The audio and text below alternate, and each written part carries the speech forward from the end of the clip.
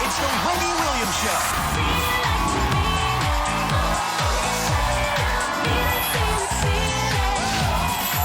Now, here's Wendy.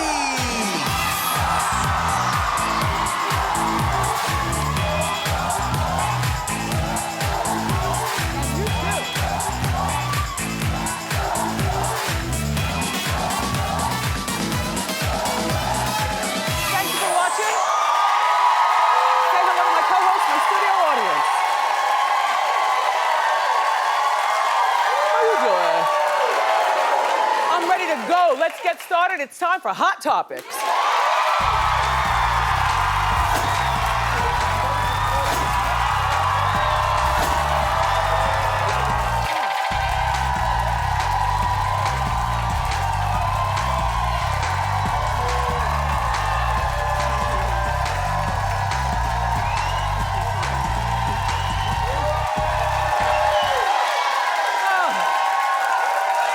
The building is shaking. All right, so the Oscar nominations are announced as of this morning. Tiffany Haddish, who reads about as well as I do. Tiffany and actor Andy Serkis, they announced the nominations. It wasn't one of those Oscars so white this year. Apparently, there were a lot of black people involved, nominees for Best Director.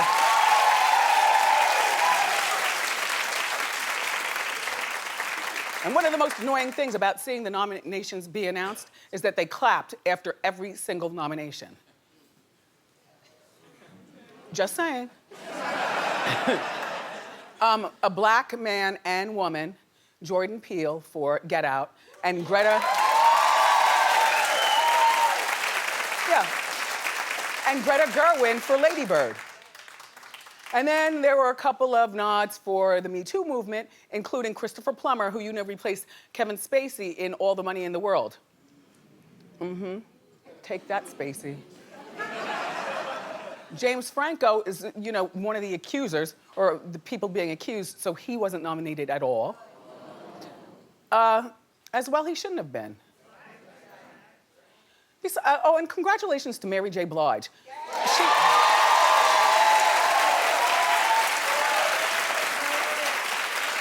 She was nominated twice for her movie Mudbound for Best Supporting Actress and Best Song. Common, by the way, also got a nomination for a song or something or another. I didn't see Mudbound, but apparently Mary played a farm worker in Mississippi in 1940s, and she did a good job with that, so good for you. Listen, Jimmy Kimmel is hosting. Jimmy Kimmel is hosting. He's always entertaining. March 4th, the Oscars on ABC, if you care to say. I have to say, whether you win or whether you don't win, the Oscars, these awards, they're only what you make of your life after you have the award. I mean, you can win your Oscar, then you could talk slick in the mouth and burn bridges to people in Hollywood, and then you and your Oscar will be over there asking people to boycott Netflix.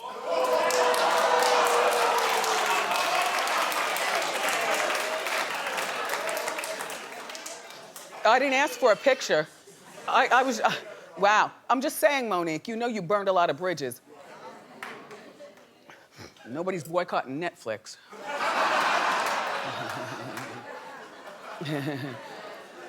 All right, so Megyn Kelly is slamming Jane Fonda. Why are you fighting with her, Megyn Kelly? Are you sure show's still on?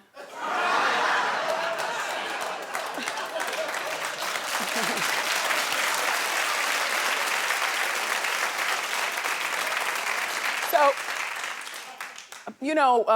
Jane and Paul, that was Paul Newman? Robert Redford. Yeah. Robert Redford went on Megyn's show to talk about their movie together. And the movie has something to do with, getting older and dealing with getting older and stuff. Well, this happened back in September. So during the interview, but towards the end, Megyn asked Jane about plastic. Well, you take a look. Take a look. Why did you say, I read that you said you felt you're not proud to admit that you've had work done. Why not? We really want to talk about that now? Well, one of the things people think about when they look at you is how amazing you look. Well, thanks. Good attitude, good posture, take care of myself. But let me tell you why I love this movie that we did, Our Souls at Night, rather than plastic surgery. Back to that. Well, here's my thought. Jane does look great. She's 80 years old.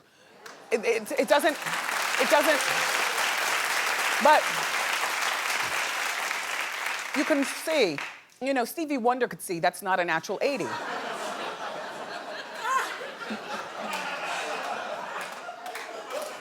But my thought with that is that, you know, Megyn is brand new to this 1 hour talk format thing. And she's trying to warm up and do, I guess, some of the stuff like what I do. I mean, not with Funny Bone. Oh my gosh, my nose is running. Oh, what a mess. I don't like a tissue. It messes up my makeup. Not today, devil, not today. Anyway, so my thought is, you know, she's trying to, you know, do this 1 hour show and, you know, be entertaining and lighthearted, and they gave her a boatload of money to do it. I think she's making like $15 million or something. And it's just not, exactly, and it's just not working out.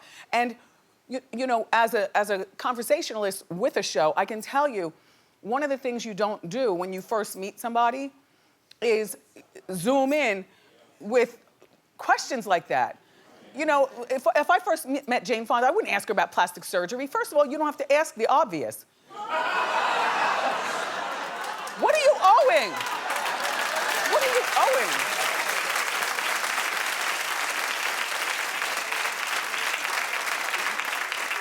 That'd be like the first time I go to somebody's show and they ask me, you know, would I ever consider a breast reduction? Oh, no, I don't know you like that. Now, by my third visit or second visit, we can joke all day about my ones and twos. But not on our first visit, no. So anyway, over the weekend, Jane then talked about her plastic surgery all over the place several times. So Megyn then, you know, I guess she saw that, wow, she's going every place else to talk about it. Why didn't she talk about it with me? Which, by the way, I know why she didn't talk about it with her, which is just what I told you. You know, you're brand new to the set. Nobody knows you in that genre. So Megyn clapped back on her show yesterday in one of those Jerry Springer sign-off moments. No, take a look, listen very closely. Fonda was on to promote a film about aging. For years, she has spoken openly about her joy in giving a cultural face to older women. Well, the truth is, most older women look nothing like Fonda, who is now 80. And if Fonda really wants to have an honest discussion about older women's cultural face, then her plastic surgery is tough to ignore. When she came here, however, again to promote her film about aging, I was supposed to discern that this subject was suddenly off limits. Look, I gave her the chance to empower other women, young and old, on a subject which she purports to know well, and she rejected it. That's okay. But I have no regrets about that question. Nor am I in the market for a lesson from Jane Fonda on what is and is not appropriate. She's fishing for ratings.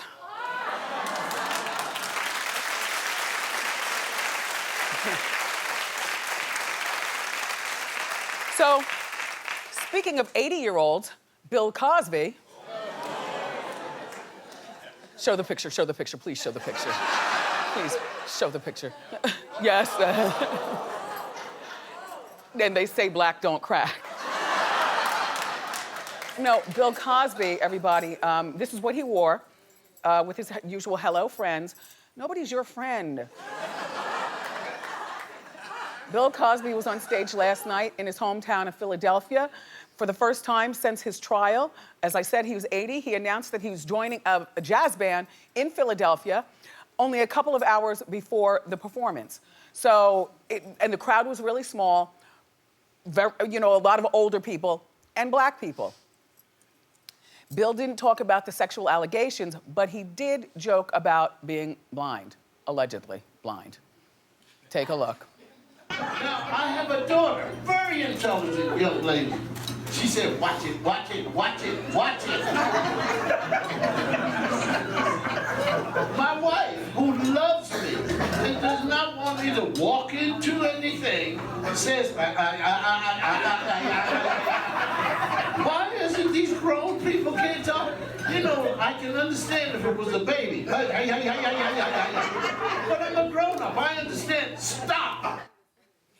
Yeah, stop. Stop.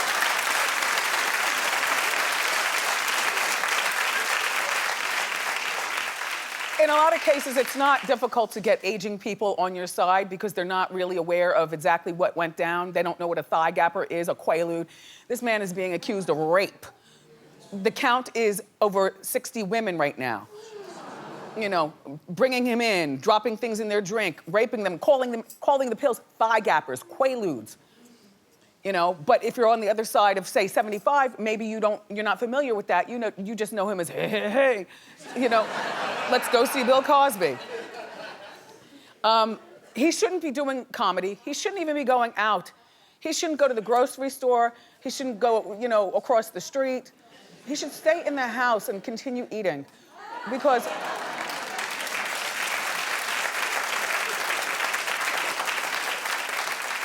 you know, I think that he's delusional in thinking that he's not going to do some time. And I stick by what I said to you the first time.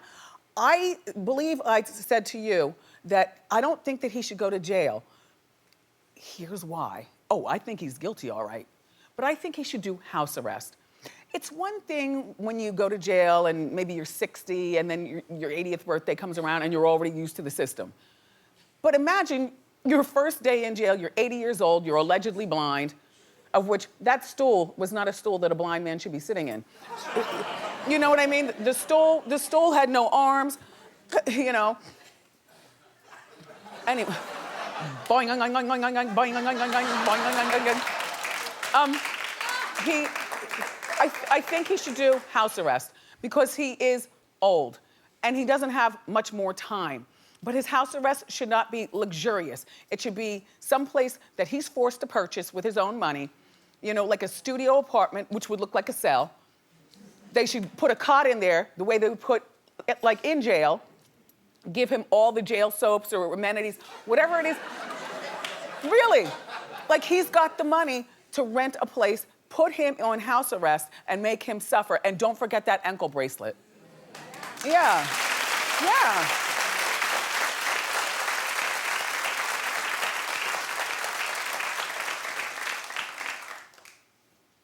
Did I ever tell you the first time I met Jane Fonda? And she won't remember it, but I was a DJ here in New York. And she was checking me out. How you doing? She was checking me out. So she's like, who are you? I said, I'm Wendy. So we shook hands, but she gave me the knowing shake. Hi, Jane. Anyway.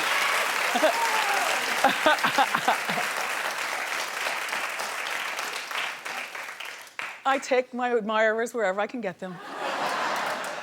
Bill goes back to trial, back to court in April, so we'll be watching.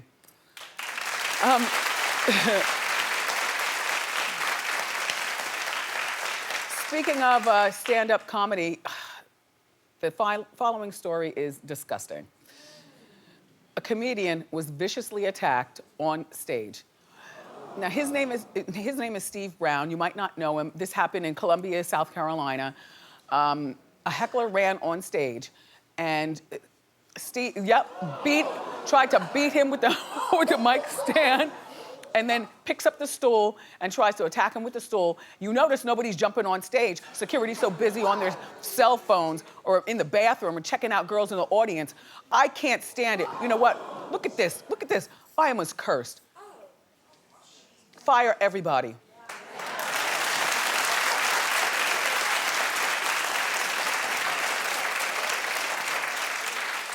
Play that footage again. I'm gonna continue with the story. He was violently attacked. And all right, so the man, he doesn't know the man. They apparently were in the front row. He was there with his girl. This is 25 seconds, we counted. 25 seconds before anybody jumped in. Anybody. So the man apparently was in the audience. He slapped his girlfriend. Well, you know, everybody drinks at the shows down south. You know, they drink the good hooch. So there were, slapped his girlfriend. So maybe Steve said, you know, man, come on, take that out there or whatever. Oh, you want some? Oh, you want some? Anyway, so Steve didn't know the man. The man's name is Marvin. Marvin is messy. Four other people were injured, and they want to press charges. The attack caused $400 worth of damage. There's something to be said for doing live, like stand-up or a live TV show or something like that. And I keep my eye on the audience for good, but also for evil. But also for evil, you know what I mean?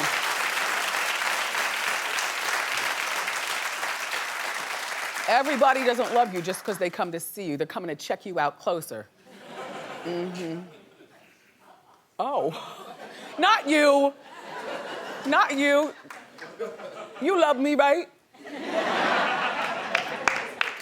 Anyway, Steve is calling for the comedy club to have more security, but what is that going to do if security's not paying attention? How about you push the chairs back a little bit so they're not so close to the stage, and then how about no mic stand there? You know, just hold on to the mic because you can use it as a weapon, which I'm always thinking of when I'm in the audience for Ask Wendy. Please.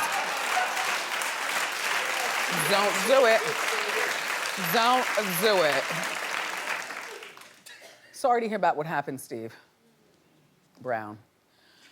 Speaking of Brown, Omarosa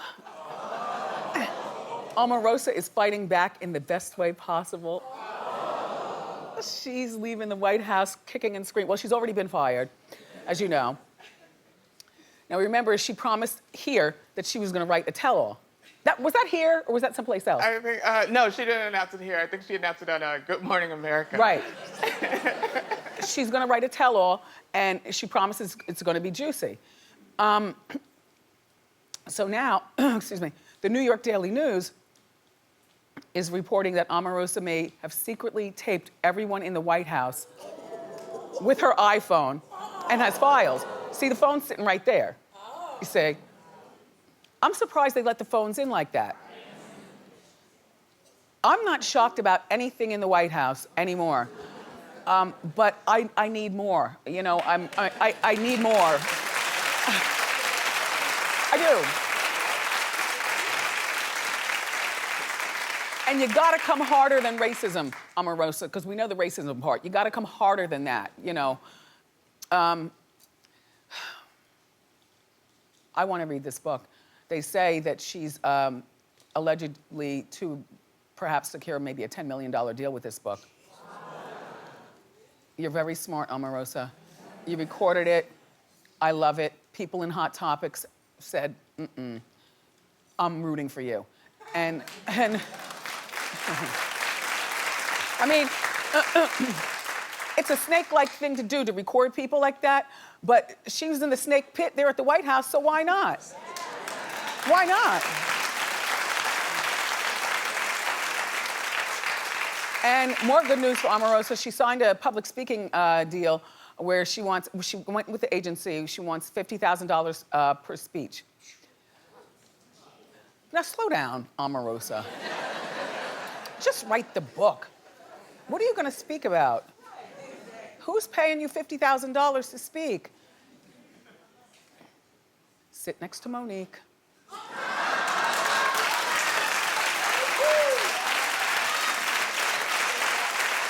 No, but I think the book is a fabulous idea. $10 million, you be set. And write it good. And then come here and talk about it. It's gonna be juicy. Matt Lauer's long-suffering wife, Annette, has ordered him out of their Hamptons mansion. This is rich people's problem. Well, they have a couple of mansions there, so he'll go to the other nearby mansion. I have no idea which one is, you know, who lives in which one. Exactly. One of them is worth $35 million, though.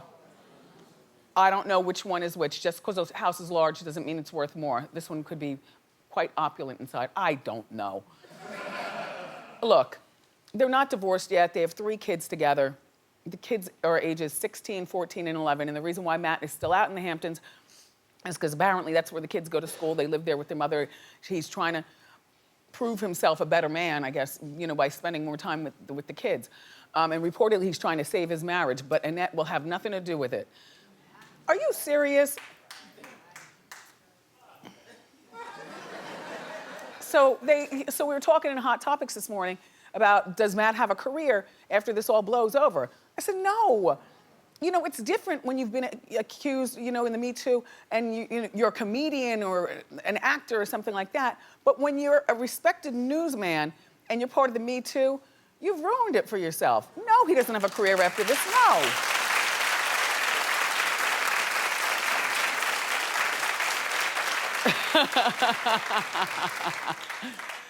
Somewhere my friend Tiki Barber is laughing. I'm gonna tell you why. Because do you remember the story? Tiki was married to an Asian woman, and she was pregnant. And she was having difficulty, you know, with the pregnancy. I think she had twins with Tiki, right? So she's in the hospital, she's long suffering, she's pregnant. He's having an affair with an affair with an intern at the station, but the intern consented to the affair, so it's not part of the Me Too. He was having an affair with an intern at, you know, ABC, wherever he was working. NBC, behind his wife's back while she's lying in the house trying to have his babies. And of course, when she got herself together, she divorced him. He went on to marry the intern, and they have their own family someplace. But that's not part of Me Too. That was simply a man being a pig, you know, behind his wife's back. He's still handsome. Just saying. Oh, that's it. More great show for you, everybody. Chef Judy Jill is in the Wendy kitchen cooking up some delicious Korean recipes. Plus, Shark Tank star Damon John is here. So grab a snack and come on back.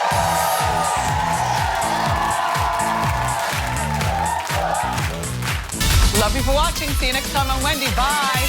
We're clear. Hey, don't go anywhere. This clip is over, but don't worry, I got you. Head over to wendyshow.com to watch celebrity interviews, exclusive backstage videos, the inside scoop, and the full segment of juicy hot topics. See it first and see it all now at the new wendyshow.com.